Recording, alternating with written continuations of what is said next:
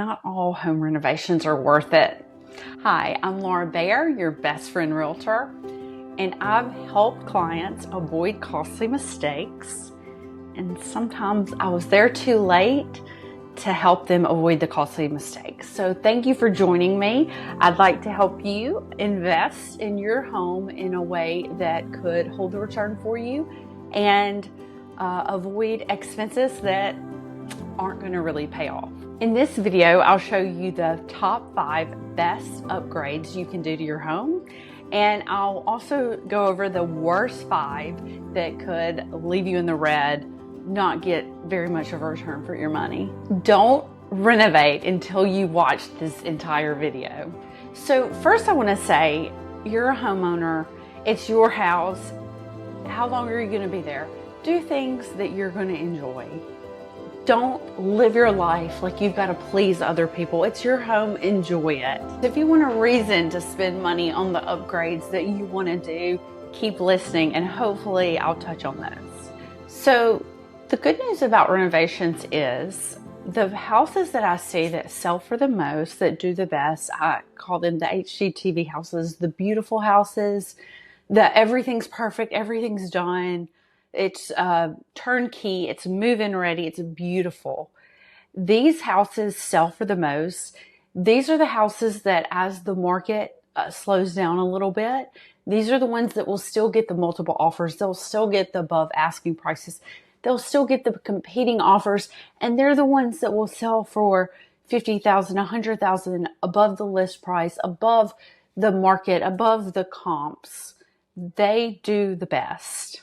So doing renovations to your house can certainly be beneficial. In doing the research for this video, one surprising thing I found was everything that I researched gave a return, like a percentage. It would say like 80 to 100% return. I was really surprised that I didn't find more things that gave above 100% return. And so very few of these things do that. So I definitely think that you should do renovations for yourself and to enjoy your house. If you're going to live there, enjoy it while you're there. Don't wait till you're going to move out and then do all these renovations that you never got the chance to enjoy yourself. The one thing that is not the first I'm going to cover, but it did go above 100% return on your money, and that was replacing your front door. And it's one of the first things that a buyer not only sees, but they walk up to and are up against. But the recommended budget for this is $1,000. And as someone that's bought front doors, $1,000 is definitely on the lower end, I would say, of the cost of front doors. Not to say you can't get a good door. I mean, I know there are some that are $300 doors that are fantastic, but depending on the type of house. But I was surprised that was the only thing on the list I'm going to go over that had above 100% return on investment. So the first thing no one will be surprised by is kitchen remodel. And so this actually clarified this as a minor kitchen remodel. And when it fails is when you overspend on your kitchen. So a kitchen remodel that's going to be minor to mid-range with a budget of maybe $15,000 to $30,000 tops. And why it pays off. Kitchens are a top priority for a lot of buyers. The kitchen looking modern, it's the heart of the home. So it looking modern can function, can boost value and attract buyers. So when it comes to minor updates, new countertops, appliances, these often give you 80 to 100% back of what you spend. Now, one of the first tips that recommended, which I'm a huge fan of, is painting your cabinets rather than replacing them. If you have great cabinets, but maybe the color or the stain is a little bit out, then I love the look of painted cabinets. And personally, I don't love white cabinets. I know they've been in and out for a long time, but I love a little bit of an off-white. And I actually think it looks better because if there's a spill or something that happens, it's a little less noticeable. That white really stands out if anything gets on it, right? Or fingerprints or anything like that.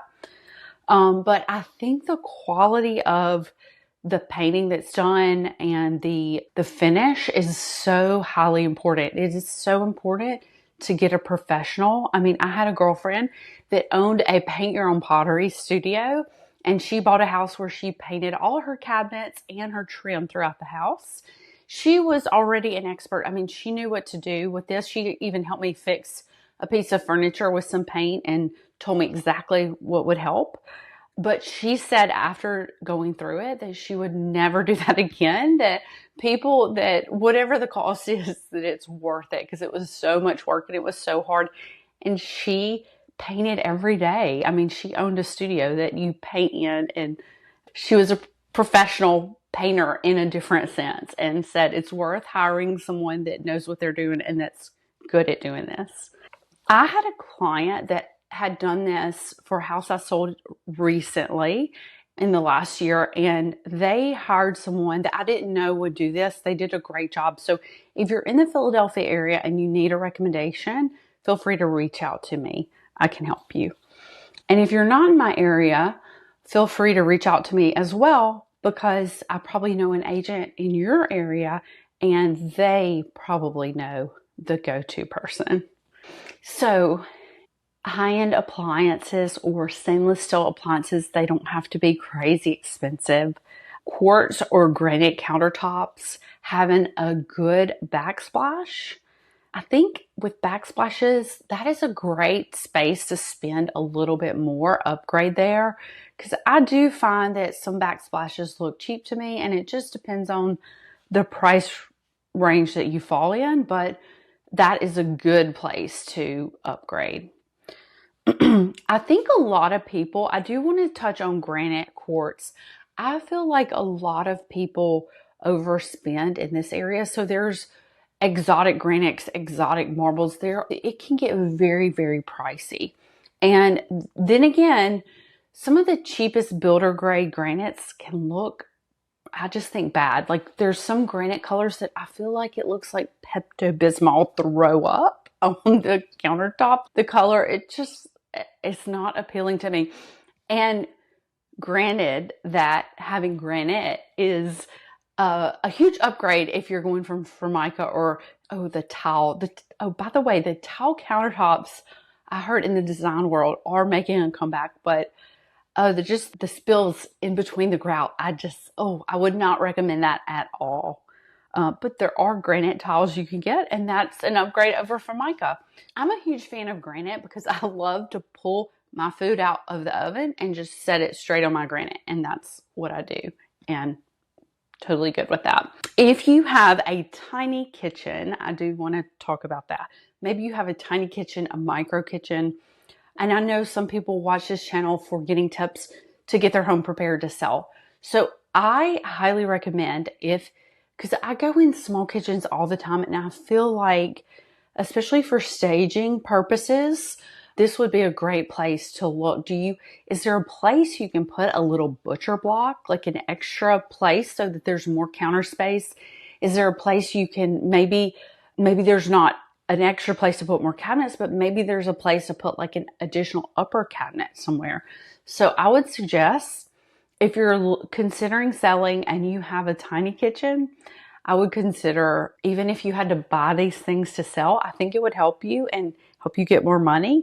The other thing I would do is I would have some coupons, or have something, like I say never put things on your fridge, but if you have a teeny tiny kitchen, I would consider, because you're probably not going to have a big family that buys a house with a teeny tiny kitchen. So I would consider, because we all love ordering out and eating out these days. This is very much more common, right? Have some kind of Grubhub, Uber Eats, have some information, have a printout, have a menu, have something, to encourage, like, hey, it's a small kitchen, but you know what? I might order it out too. That's a great idea. All right. So the second thing that will get you the best return on your money is bathroom remodels and mid-range. So why this pays off, Updated bathrooms appeal to buyers seeking move-in ready homes. Mid-range models recoup 60 to 80% of the cost. However, I find there can be a big difference in the cost of the people who refinish a bathroom. Like, for instance, a tile installer, there can be a huge variance in what their charges are. There can be also a big variance in the quality of their work.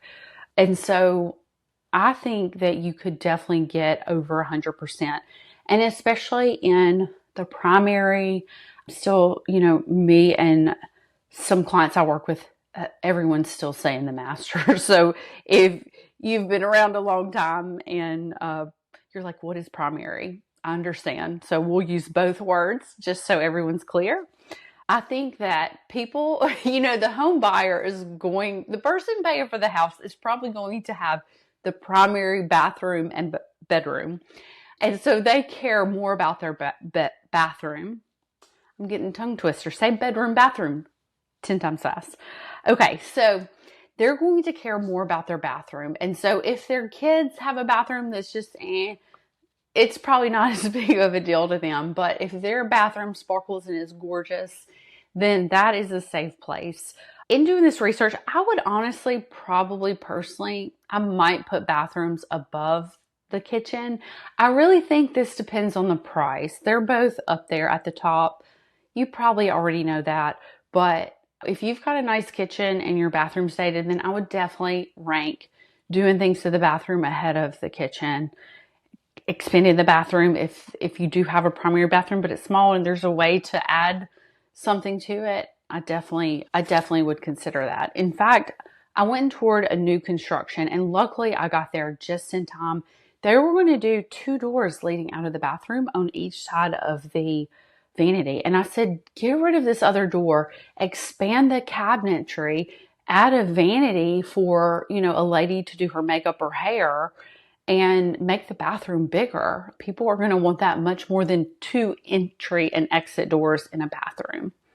So luckily I was able to save the builder from getting that complaint later. So simple things, replacing fixtures, countertops, and lighting. Builder grade lighting is so obvious, and there are people that they like that, they don't mind it. But there's so many beautiful lighting fixtures. Lighting fixtures can be under $100. You can find a gorgeous lighting fixture for like $60 to $80 sometimes. I mean, it really depends on how many lights you want.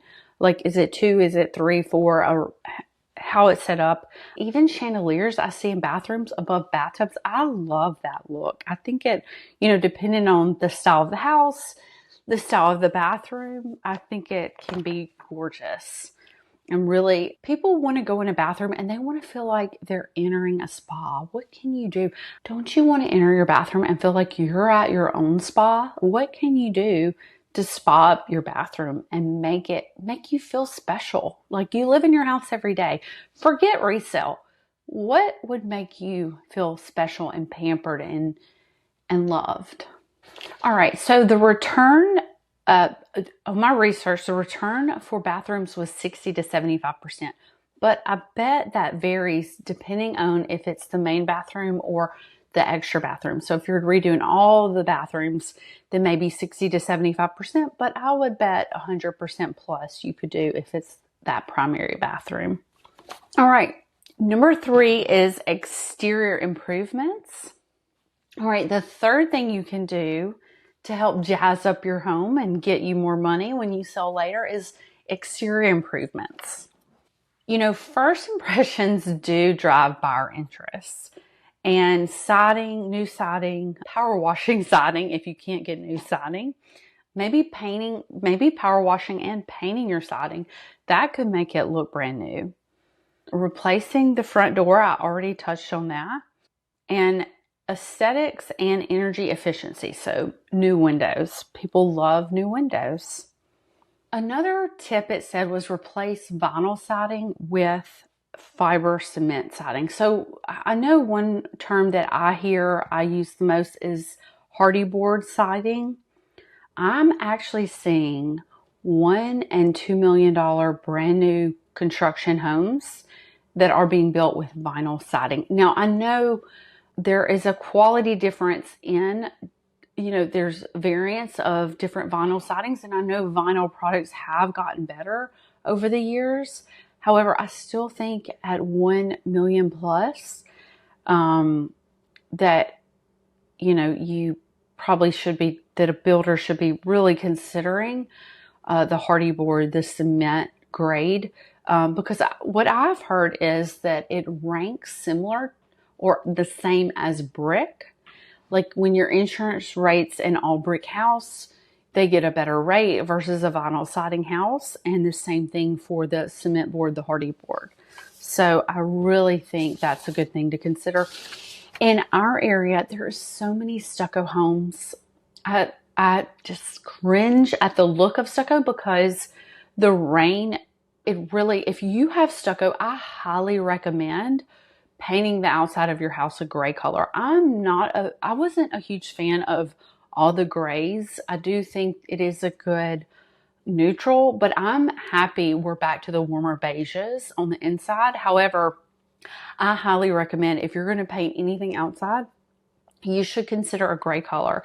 And if you have stucco, I mean, the way that stucco can get dirty from the acid rain and that sort of thing, it just can look so bad. And the lighter the beige colors, the yellow colors of stucco look so bad. But if you're in my area and you've got stucco, I highly recommend Hardie Board or replacing it. I don't know why builders are still building with stucco here, because there's been so many problems, and especially in the 90s, there were a lot of stucco issues of houses that we've been reselling and had to address. All right. So in with this exterior upgrades includes fresh landscaping, adding a patio, adding a deck. And so the budget for these things that it recommends is like $15,000. But of course, it depends on what you're replacing, doesn't it? Okay, the fourth thing, which this actually surprised me a little bit, is new windows, new HVACs, new heating systems. So new central air units, which people really love that. I do know people really love the air conditioner, but the heater, the air conditioner, and the windows. And the return on this is anywhere from 60 to 80% on average. Okay, adding insulation to your attic too.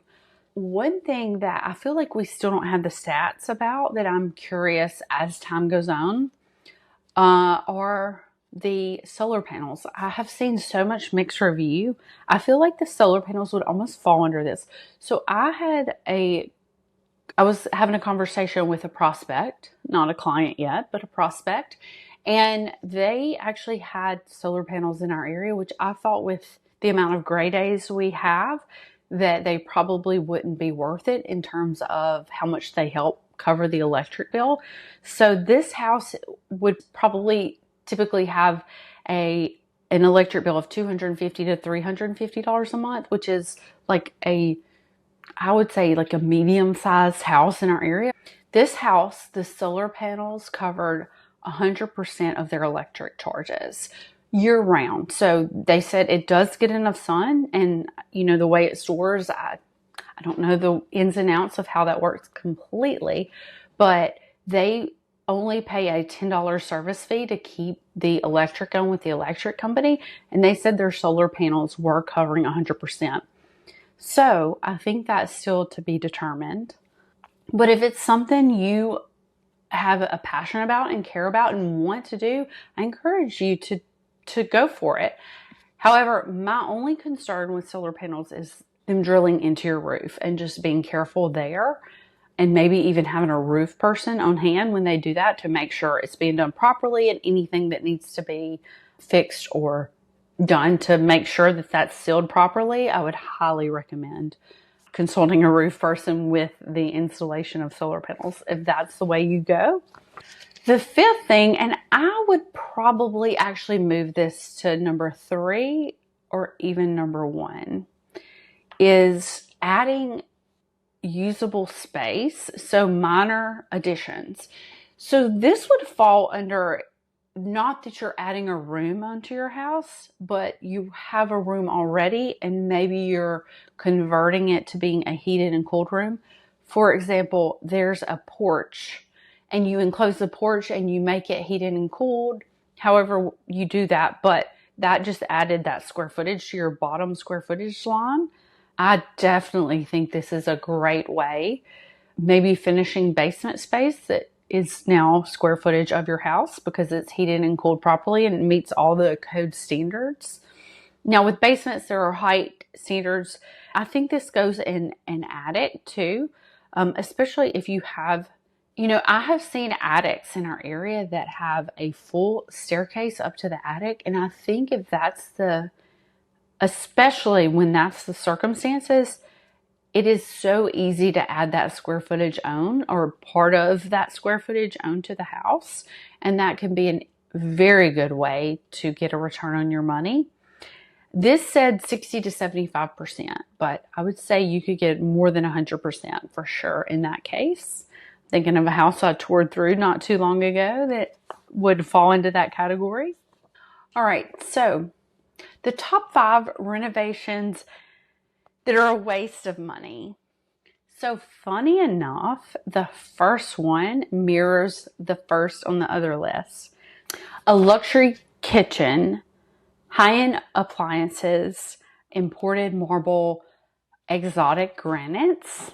I just talked to someone this week and they had a $600,000 house and they had wanted to replace their granite. And the wife had trouble picking out what she would like. So she picked out a specialty marble, I would say an exotic marble, that was $32,000. You cannot put a $32,000 countertop in your kitchen in a $600,000 house. I don't know why she had so much trouble picking. My recommendation for granite is if you go 1 or 2 levels above builder grade, you can find some beautiful pieces of granite. And if you just figure out, is your kitchen warm or cool, and try to find those warm or cool colors, meaning look for the beige undertones or the gray undertones, gray being cool, beige being warm, then I think you are going to be good to go.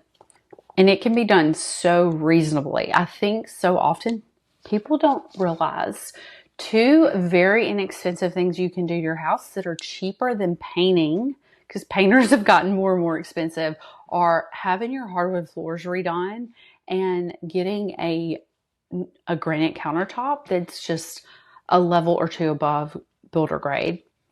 And so gourmet kitchens, very specialty kitchens, spa-like bathrooms, maybe not go for the whole spa. These are things that are so custom and sometimes people don't get their money back. For me personally, we had to redo our house because of a major loss that we had insurance involvement. I'll do a video about that later. But we had looked at doing a sub-zero fridge. Now we have room in our garage that ever since we've owned our house, we've had a second fridge in the garage and we've had a stand-up freezer as well. So we have 2 fridges that both have freezers on them, and then we have the additional stand-up freezer and the space of 2 fridges. So the cheapest sub-zero fridge that I found that would work for us was $15,000, where, our standard fridge is like $1,500. The extra fridge in our garage or the one in our house now, it's like $1,500 to $2,500. And I still can't justify. I love the idea and the look of a sub-zero fridge. Now, I'm not sure if it would keep the food so much better that it may be, with grocery bills as high as they are now, that could make up for the extra expense of, $13,000 or more. But that is one thing. So far, I've decided that for us, it wasn't worth it. Now, I did get a Viking stove. So as someone from Mississippi, they're made there. That was the splurge I made in my kitchen. So you can do, I'm obviously a fan of doing small splurges, backsplash. maybe a specialty stove, whatever floats your boat, whatever you enjoy. Again, it's your house. You've got to live in it. Do what you want, but you're smart and you're wise to get advice on where you can get a return and where you can't. At least if you're going to spend the money, maybe it's good to know that you'll only get back 50%. All right. So the second thing that can be a big waste of money is just overly personalizing renovations. Examples are movie theaters, like a whole space dedicated for a movie theater. If it can be an additional bedroom, like I know of a house that it could be a bedroom, it could be anything else other than a movie theater. But I sold another house where it was actually like the stadium seating for a movie theater, and that room would have needed renovations just to reset it and use the space for something else. And plus the location of it, because that was a custom built house, what it could be used for is limited because of where the room is, and what it's off of was just strange. So yoga, like people building a yoga studio in their house, things like that. I would even throw in, so I do have a dry sauna, and I would even throw that in, like dry saunas. There are cheaper versions of saunas. Like if you love something and want to have it, like the idea of a yoga studio, I mean, that could work in so many different places and ways. Customizing something so custom, unless you just have a huge multi-million-dollar house and you have to create some custom things just to use all your square footage, then you can really lose a lot in this category. All right, the third thing, which truly pains me because I love this, I've installed 2 in houses that I've owned, and we have one in the house we own now. So it's swimming pools. And unfortunately, in-ground pools can cost $50,000 to $100,000 and recoup only 20 to 40%. Buyers can see them as maintenance burdens and safety risk. Now, this may not be applicable if you live in Nevada, Arizona, and Florida. People may actually expect a pool in your area, so you could lose money by not having one. A better place to invest, though, if you're wanting something to enjoy outdoors, is patios and decks and outdoor spaces, creating like an outdoor living room. How could you create an outdoor living space that makes it feel like, you know, there's no transition between the house and this other room that just happens to be outside? Okay, the fourth thing, which part of this actually applies, I feel like, in my area in some ways, and some of it doesn't, and I'll explain. The fourth major waste of money that you could spend in a house is doing major structural additions, like adding a wing to your house, adding on an entire second story. So I think that this really depends on your area. In my old market, it was so cheap to build, like it was so cheap to find land and build a new house.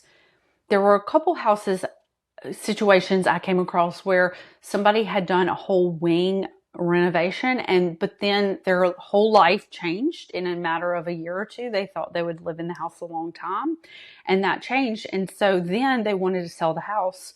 Well, they had overspent on this renovation by so much that they couldn't get their money back. And so it was an issue for them.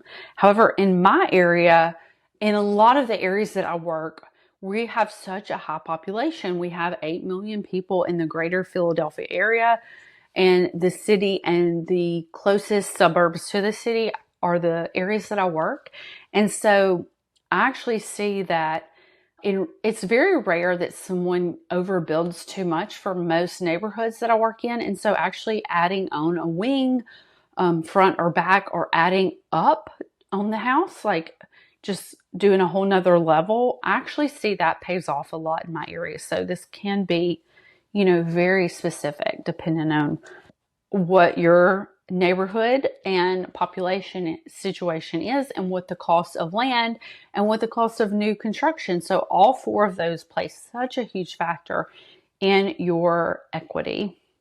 Yeah, and projects requiring extensive permits or structural changes, that can open up red tape that could be expensive.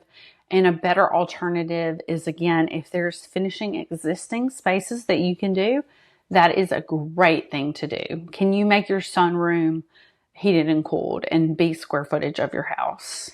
Can you enclose your porch into something more? Okay, and the fifth thing that I see, and I see gaining so much momentum in the designer world, is outdated or trendy upgrades. Okay, so, in fashion, things are speeding up. I feel like the world's speeding up. It feels like time is speeding up and trends are speeding up. And so things, once things become popular and they catch on a little bit, and then everybody does it. And once everybody does it, the trend is over. And so the same speed seems to be happening in our homes and in decor, and with so much advertisement and showcasing of things, I'm seeing this. And so carpeted floors, dated fixtures. An example it gave, which I agree with, is brass fixtures. The brass has come back and the shiny brass still isn't in, which is the one I don't like the most. I do like the look of the gold matte. I like to say the more matte brass. However, I still haven't chosen anywhere to do it in my house just because it reminds me too much of growing up. Popcorn ceiling, brass, and holly bushes. I just cringe at. All right, so installing things that are going to go out quickly. I think like the rattan light fixtures, to me, those can be costly, but they look cheap. And I feel like that trend is going to come in and out fast. And so if you're going to do it, I would definitely not do it in an expensive way. Do that, how they say the expensive version and the cheap version we see in magazines. Definitely, if something's trendy, definitely go the cheaper version. Yeah, and another example is carpet over hardwood. It is especially in my area, I have such a good hardwood guy. If you want to redo your hardwood, or you think putting carpet over something is going to be cheaper, please at least get a quote first. Maybe 2 quotes just to make sure. But carpet is not cheaper. Carpet is cheap, but if you have existing hardwood floors, it is not cheaper. And it may not be, if it's just a few $1,000s to install a better floor version, at least get prices. If you are replacing flooring, please get multiple versions of prices before you go with the cheapest version available. I totally understand being on a budget and things being tight, but if it's a $500 or $1,000 difference, is definitely worth that upgrade. All right, if you stuck with me all the way through the end of the video, you are amazing. Thank you so much. If you want a seller's guidebook, please feel free to click the link below. Thank you so much. I appreciate your support. I appreciate your time. I hope you have a beautiful day and stay tuned. See you again. Thank you.